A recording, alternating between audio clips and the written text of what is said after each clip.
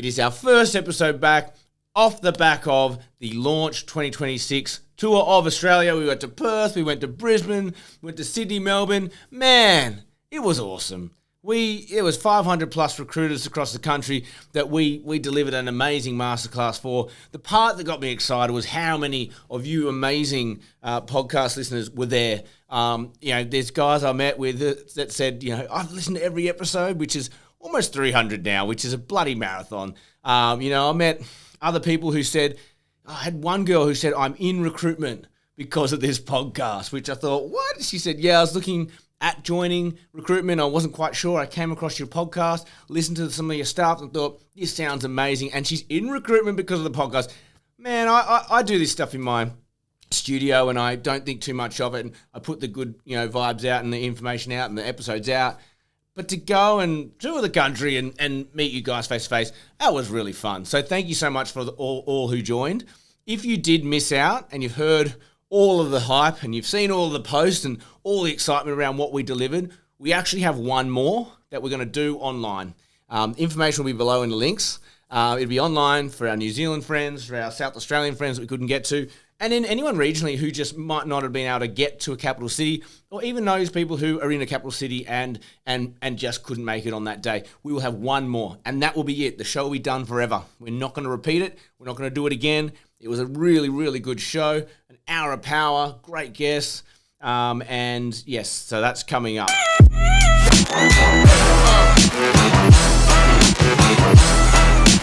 But what is this episode about? Today, I want to take away, I was really lucky. I want to take away some learnings from the week. I was really lucky to sit with at least 3 panelists in every city, and we very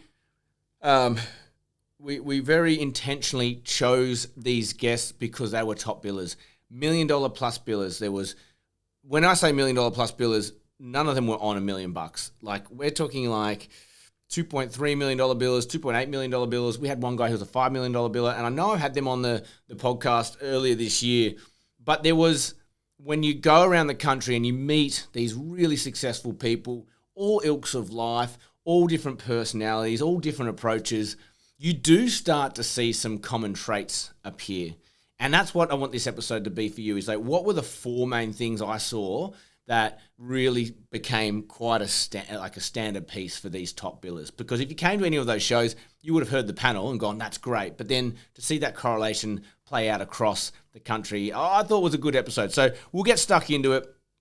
Look, the number one trait I thought really resonated and came through was their level of self-awareness.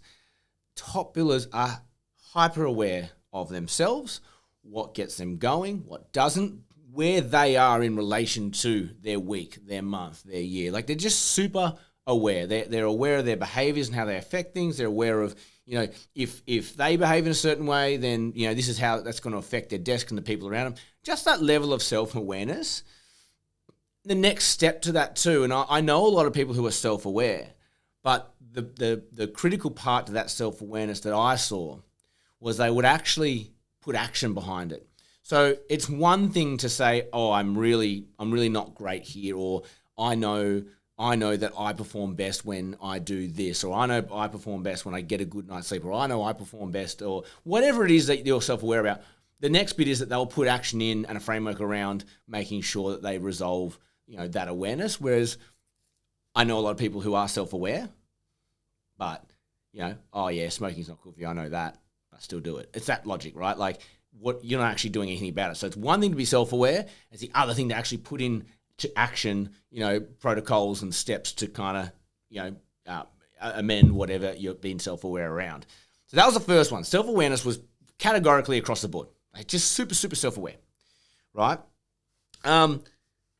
A big part of the tour, so the second one is this concept. So a big part of what we did with Launch was we did a whole section on resilience. Like, how do you get out of trouble when you get hit in the face by deals or clients or candidates?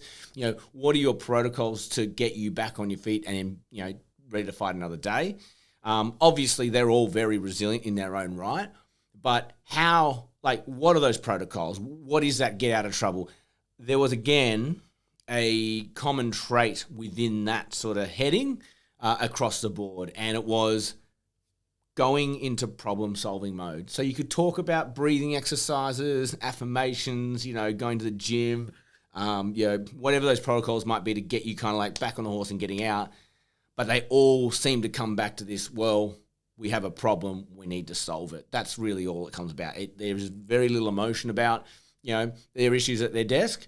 It's all about, well, we just need to then, what problem has arisen because of this? Let's just go and solve that. That was screamingly obvious to me with these high billers as well. So that's the second one. The third one, probably not a surprise, but good to just get that stamp of like, yep, I would say that 95% of their desks were retained or exclusive.